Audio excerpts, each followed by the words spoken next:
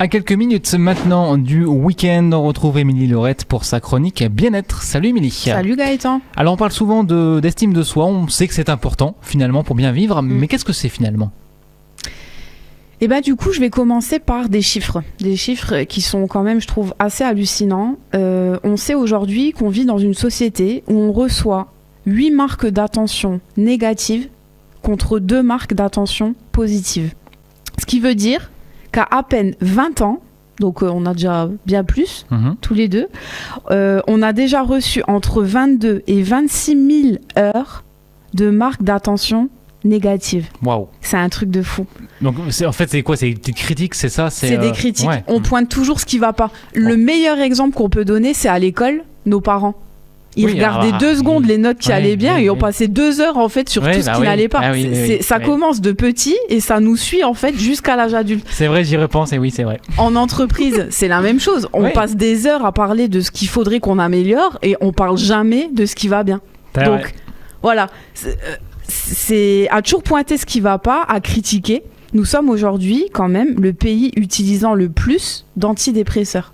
C'est quand même un truc de fou. Et je trouve ça toujours incroyable, le décalage, et que je vois vraiment, du coup, pour le coup, vraiment au cabinet, parce que les gens se livrent à 100%.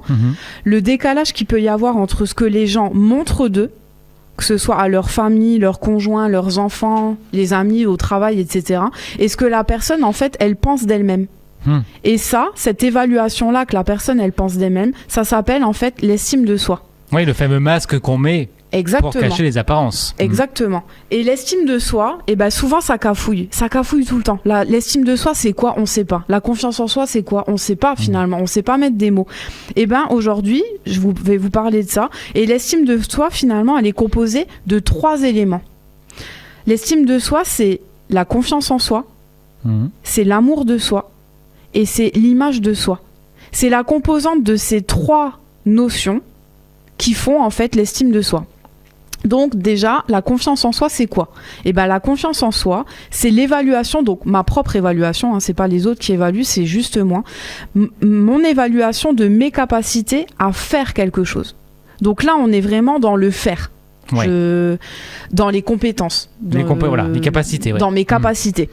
Ça, c'est la confiance en soi. La deuxième notion, c'est l'amour de soi. L'amour de soi, c'est plus compliqué parce que ça va être de l'amour conditionnel, mais que j'ai pour moi-même. Et là, ça devient compliqué parce que c'est plus difficile à mesurer.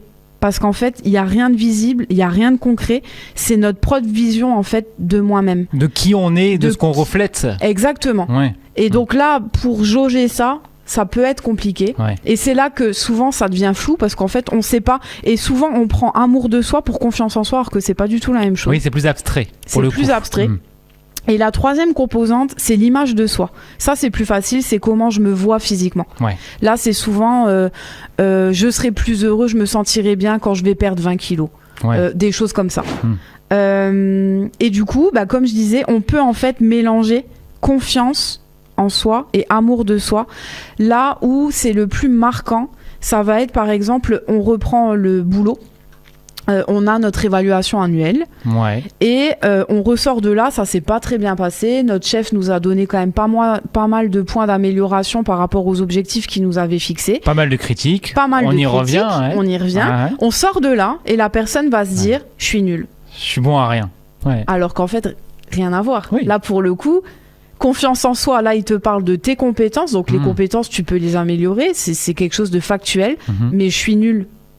Tu vois la différence, et du coup là il y a un peu des deux. Du coup là il va falloir bosser sur et la confiance en soi et l'amour de soi, mais voilà, ça c'est des choses qu'on peut facilement mélanger.